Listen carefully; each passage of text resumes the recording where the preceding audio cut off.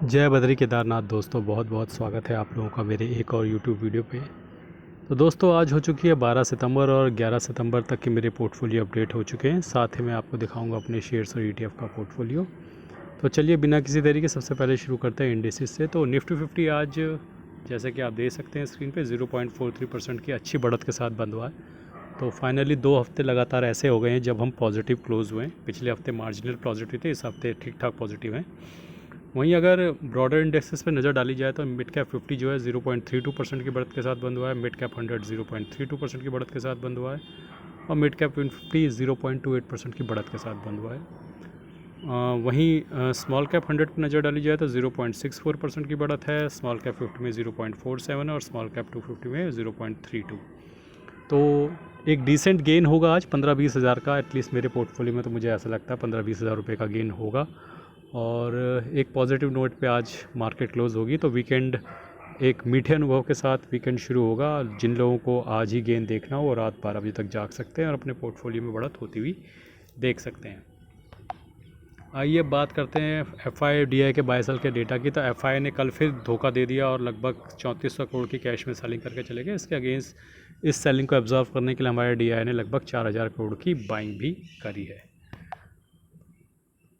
तो दोस्तों इससे पहले कि मैं अपने शेयर्स और ETF के पोर्टफोलियो में आगे बढ़ूं, आप लोगों से एक रिक्वेस्ट है कि मैंने कुछ फ्लिपकार्ट के लिंक्स दिए हुए हैं। अगर आप अपने मोबाइल स्क्रीन पर टैप करेंगे तो लेफ्ट साइड बॉटम पे व्यू कोड दिखेगा, उसके अंदर म्यूचुअल फंड रिलेटेड बुक्स के लिंक हैं जो कि फ़्लिपकार्ट के हैं। अगर आपको फ़्लिपकार्ट से वो बुक्स नहीं लेनी है तो आप वहाँ से कोई भी शॉपिंग कर सकते हैं मेरे लिंक का इस्तेमाल करके।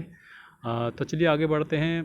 पोजीशंस की बात करें तो आज मैंने कुछ इन्वेस्टमेंट की है, क्योंकि पूरे हफ्ते मार्केट अप रही तो मुझे ETF खरीदने का कोई ख़ास मौका मिला नहीं। तो आज मेरे को फाइनली इन्वेस्टमेंट करनी पड़ी इरिस्पेक्टिव ऑफ द फैक्ट कि मार्केट ऊपर ही थी।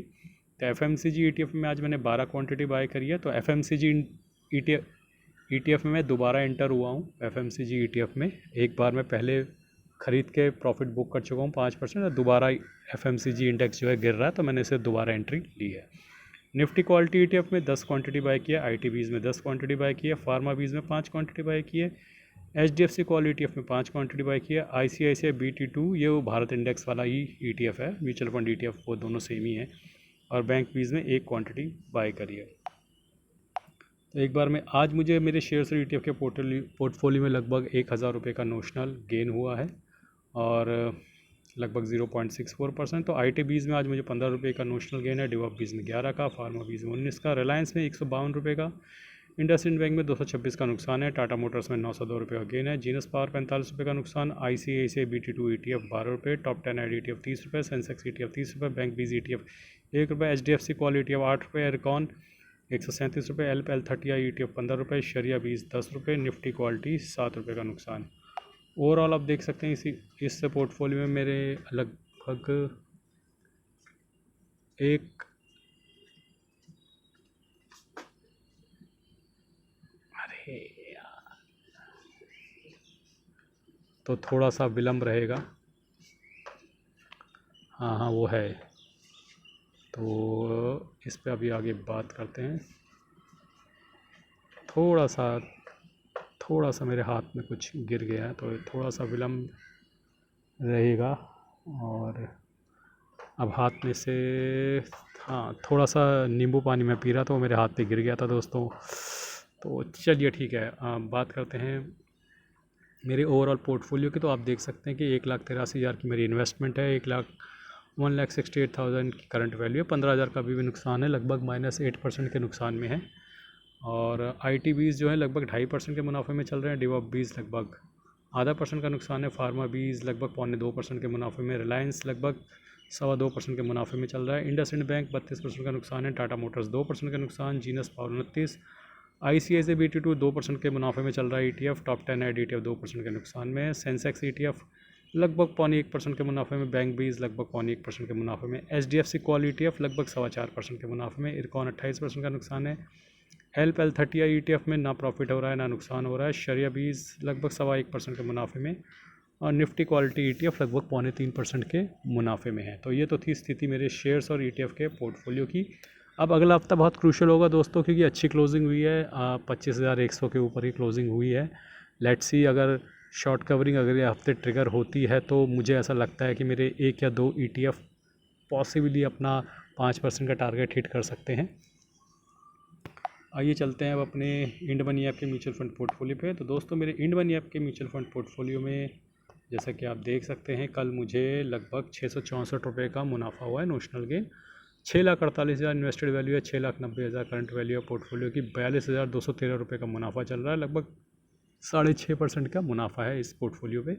82,000 की SIP और 29,000 की SIP कंप्लीट हो चुकी है। पराग पार्क में कल 392 रुपीज़ का गेन हुआ है, लगभग 5.6% के मुनाफे में ये फंड। निपॉन लार्ज कैप में 58 रुपीज़ का गेन हुआ है, लगभग 6.25% के मुनाफे में। ICICI लार्ज कैप में 203 रुपये का गेन हुआ है, लगभग 5.5% के मुनाफे में। कोटक मिड कैप में 35 रुपये का नुकसान हुआ है, लगभग 10.25% के मुनाफे में। मोतीलाल मिड कैप में 9 रुपये का गेन हुआ है, लगभग 8.5% के मुनाफे में। HDFC मिड कैप में 43 रुपीज़ का गेन हुआ है, लगभग 8% के मुनाफे में ये फंड। निपॉन मिड कैप में कल 22 रुपये का गेन हुआ है, लगभग 8% के मुनाफे में फंड। एडलवेज स्मॉल कैप में कल 4 रुपये का गेन हुआ है, लगभग 7.25% के मुनाफे में फंड। कोटक स्मॉल कैप में कल 11 रुपये का लॉस हुआ है, 6.25% के मुनाफे में। एडलवेज मिड कैप में कल 24 रुपये का लॉस हुआ है, लगभग 8.5% के मुनाफे में fund. Canara Robeco small cap में 26 रुपये का गेन हुआ है, लगभग 6.25% के मुनाफे में fund. Bank of India small cap में कल 33 रुपये का लॉस हुआ है, लगभग 6.25% के मुनाफे में।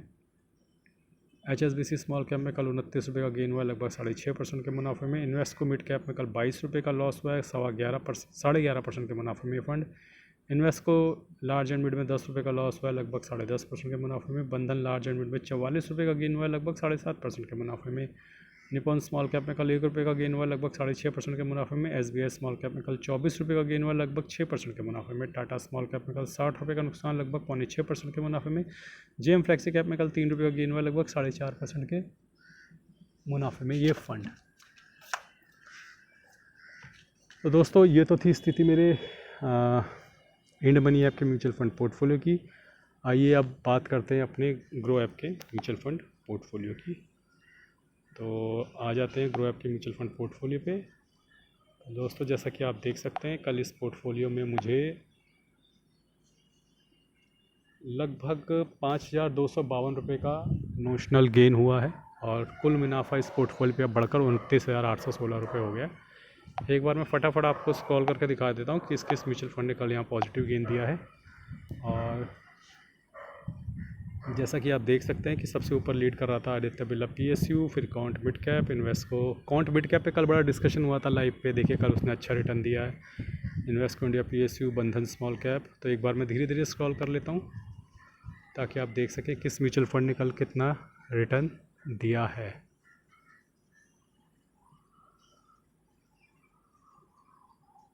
तो जो रेड में है इन्होंने कल नेगेटिव में रिटर्न दिया है, आपको पता ही है, तो ये बताने की ज़रूरत है नहीं। तो दोस्तों आज मैंने जो तीनों IPO खुले हुए हैं उन तीनों ही IPO में इन्वेस्ट कर दिया, क्योंकि लोगों ने कल मुझे बहुत पुश किया कि भैया IPO में इन्वेस्ट करो, हार मत मानो, हार मत मानो। कोशिश करने वाले की हार नहीं होती। तो मैंने अपने तीनों ही IPO में अप्लाई कर दिया है, ठीक है। और दोनों अकाउंट से किया, अपनी वाइफ के अकाउंट से भी किया, अपने अकाउंट से भी किया है। और आज जैसा कि आप देख सकते हैं कि निफ्टी 108 पॉइंट का पॉजिटिव लेके गया है। और आज आप लोगों को पता ही होगा डिफेंस ने आज धूम मचा दिया। डिफेंस के स्टॉक्स लगभग इंडेक्स ही लगभग 4.5% ऊपर है और डिफेंस में एक बार फिर से चांदी होने लग गई है। तो सोना और चांदी अब थोड़ा सा सुस्त पड़ते हुए और डिफेंस में आ गई है ज़बरदस्त तेज़ी। तो दोस्तों बने रहिएगा साथ और देखते हैं कल कितना हमारा मुनाफा निकल कर आता है। आज के लिए बस इतना ही। धन्यवाद, गुड बाय, जय बद्री केदार।